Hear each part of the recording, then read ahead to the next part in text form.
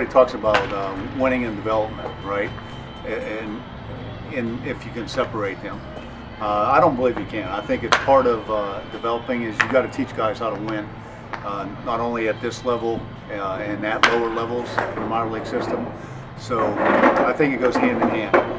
But I think you don't want to cross the line where you're sacrificing development for winning. And I think that's where you're sort of like, as a manager, there's a juggling act.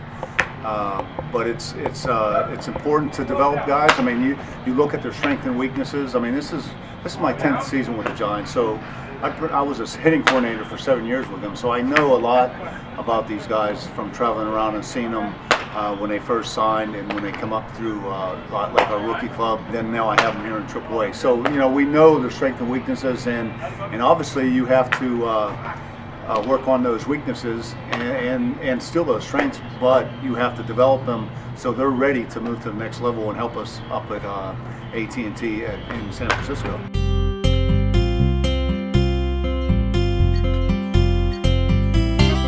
There's so much information, like you said. The technology's really changed. I mean, especially the video and the numbers. I know as a player, they're all concerned about the numbers. I mean, you can't hide from it. Yeah. But you know what? We have so much information now that we kind of use the numbers to our advantage to get players to look at their strengths and weaknesses. We kind of have benchmarks from our front office that we get all types of information. What guys hit on every count, what swinging at pitches out of the zone, in the zone, percentage of fastballs, breaking balls. So I think you can use those numbers as a coach and manager to your advantage because they're so important in our game. I mean, you can't hide from them. Yeah. But also, the mental aspect is obviously really huge.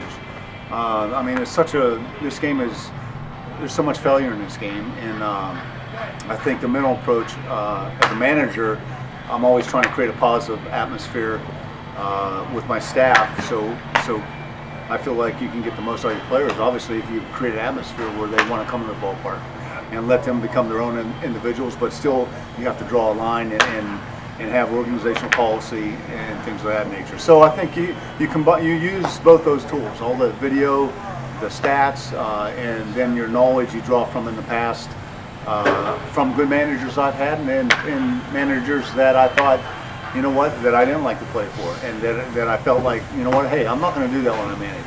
Yeah. I'm going to do something else, and I think that you draw from each one of those managers and coaches, and because we're always stealing ideas from everybody, right? So we're really a product of all the people we've been with in the past, and then you use it and present it in your own way with your personality.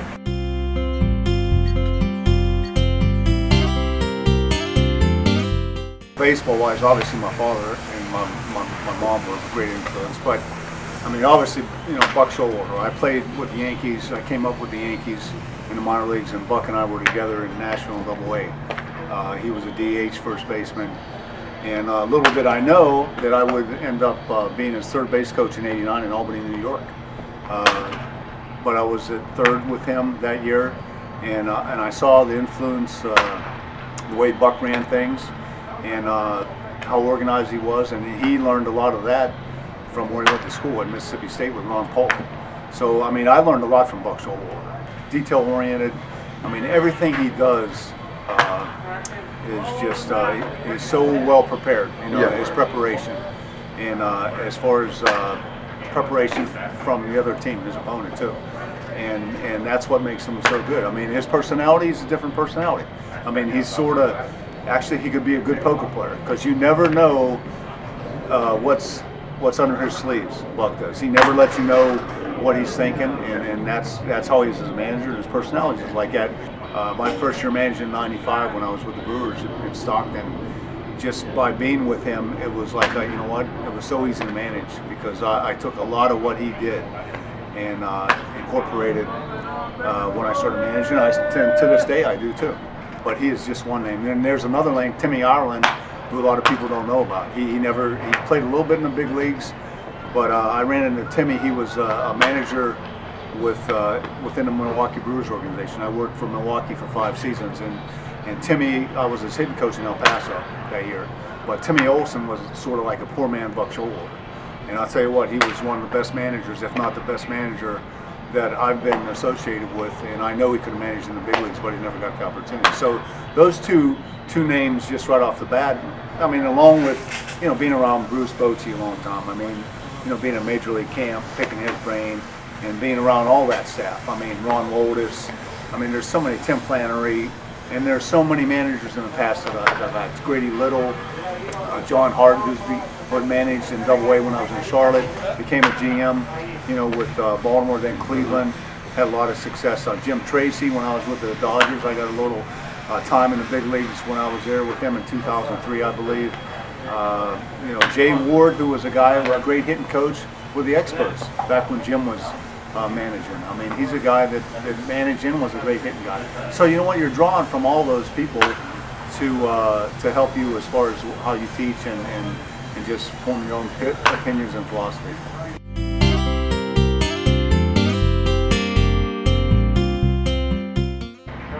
Just for being part of the industry. I think being part of baseball, it's such a really, you know, we're so blessed to do what we do.